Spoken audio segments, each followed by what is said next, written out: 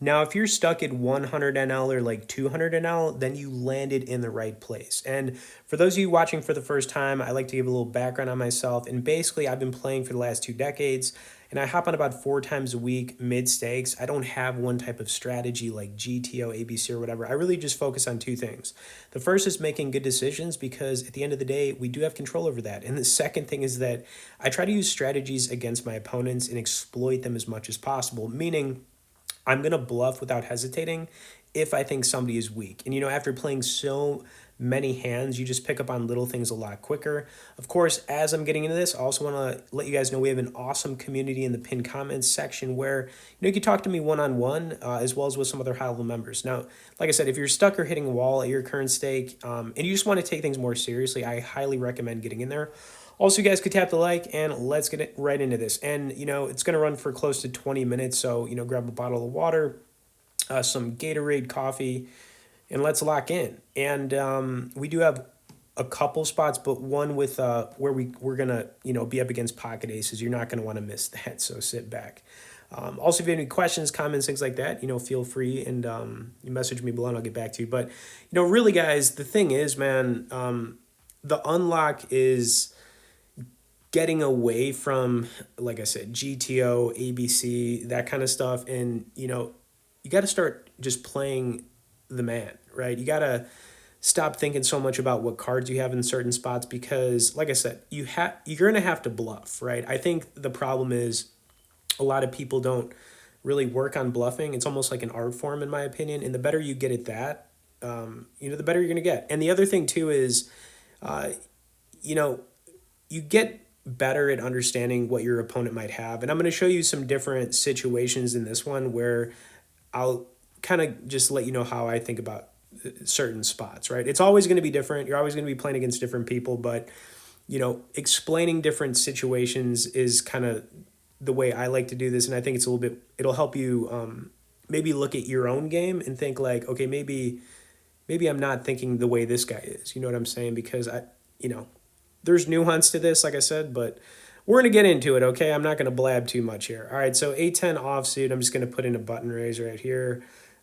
I could have easily folded this, but, like I said, I like to mix things up, stay unpredictable, and here we are. I think player 5 is going to make a call here. Let's see.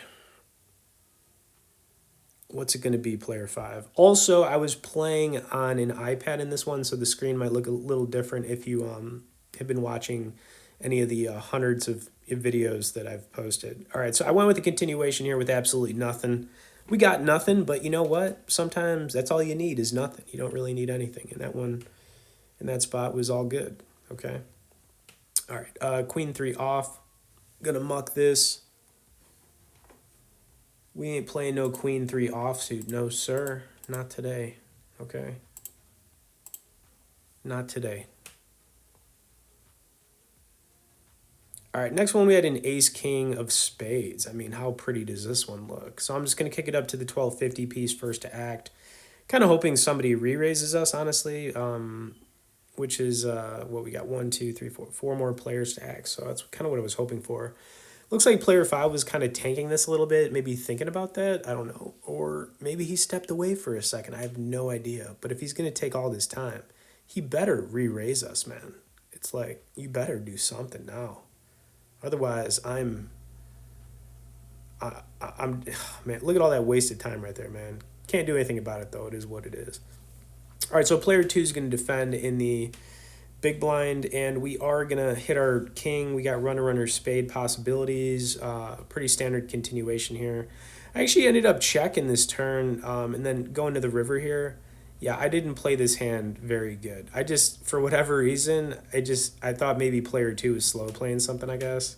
So I just checked it, and, we didn't really get a lot of value out of that either.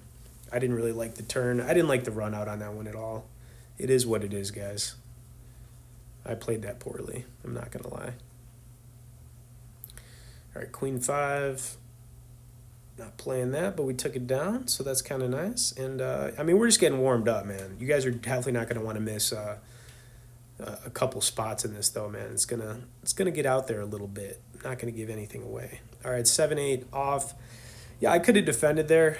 I don't like doing that with 7-8 offsuit, so I'm just going to let it go, and we move on. All right, we move on.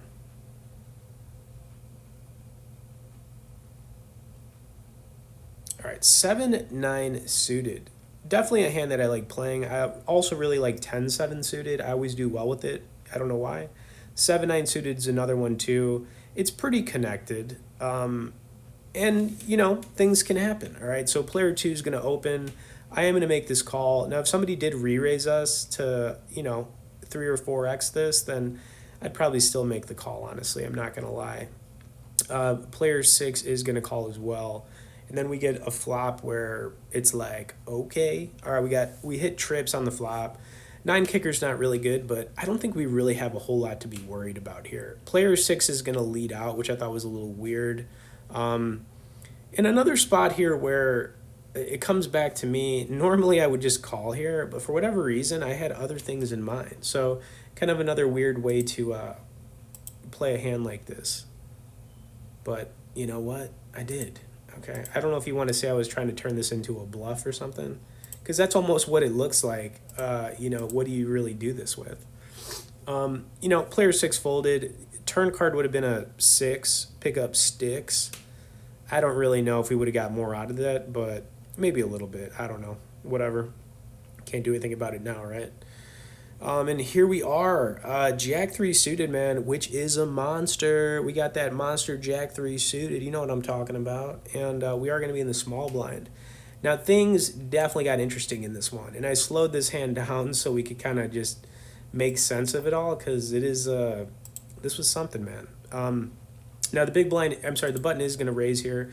We know the button could do this with a wide range of stuff, you know, anything, really, any two cards, really. So, defending, now if we had Jack 3 offsuit, I'm folding it. But since we're suited, why not? Okay, every once in a while, I might also raise this from the button, you know, but I ended up just calling here. And player four is also going to make the call. And the flop for Jack 3 suited wasn't terrible, but you know, we have a 3 kicker. All right. We did it top pair. We've got runner cards for flushes if the spades come in. We could also hit maybe like a 3 on the turn that isn't a heart or a spade or whatever that, or a heart or whatever that could be good here too. But this type of hand, I'm usually just going to play more cautious. There's no reason for me to like get to, what's a good word? Outlandish. You guys like that word, outlandish? I'm going to go with it today. There's no reason to do that, so I'm not going to do that. We're just gonna call. I'm expecting somebody to put something out there, maybe player two. What you going to do?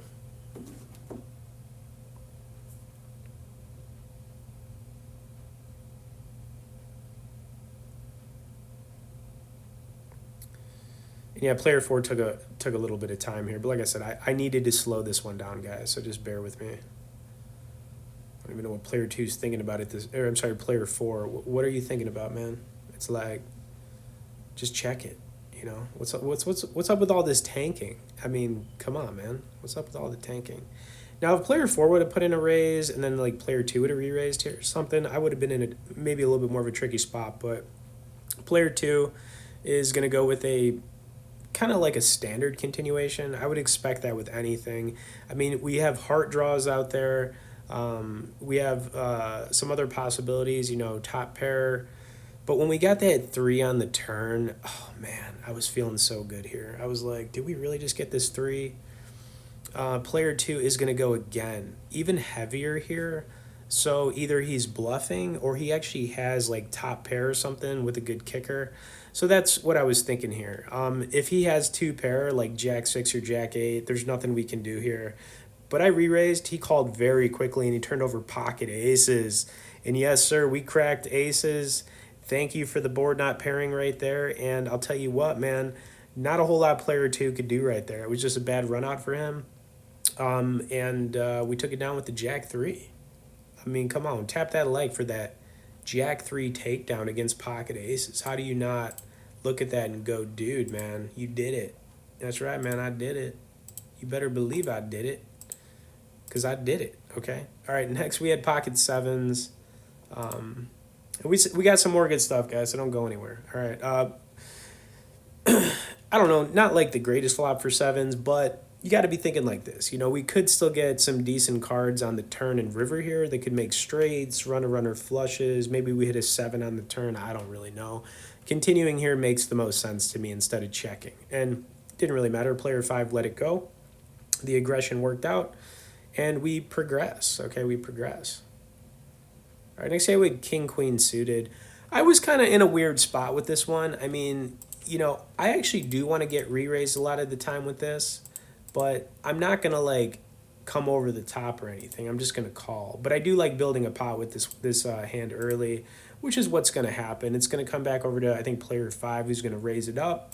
We're suited here. If we weren't suited with like a king queen offsuit, I might still make the call anyways.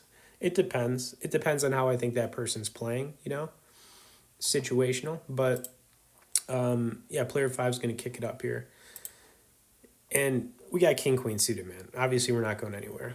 And like I said, you can re-raise this again sometimes. It's just, it depends. It always depends. Quick call, not the flop we wanted to see. Diamonds are dead. The 10 gives us the nuts, but yeah, man, don't like seeing no diamonds out there. It's like, come on, man, where are those diamonds at? For real? But whatever, what can I do? I'm expecting him to continue here. We're not going anywhere. We are going to make the call. Turn card was a jack, bad card. And you know what?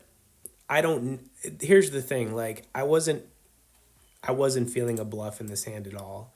He checked it. I'm going to check it to the river. And, you know, guys, I'm definitely feeling like we're taking the L on this one. I just didn't think bluffing would make sense. Even if I went for like a pot size, I think, or a re-raise right there, I think he probably calls with an ace. You know, just the way that hand played. And you got to think like that too sometimes, you know what I mean? So it is what it is. All right, so king 10 suited. This was probably the spot in this one where I made I made a play. All right, so I am going to raise this one up. We're going to be dealing with a button raise. King 10 suited is just, it's just too strong to just call against the button. Okay. Now, granted, when we had a button raise the last time that what player two had pocket aces, but we can't be thinking like that. I mean, we got to raise this up. We got to. Okay, so that's what I'm going to do, and player one is going to end up making the call here after we raise it up. I think I'm going to kick it up to like the 40 piece, something like that. Felt right to me.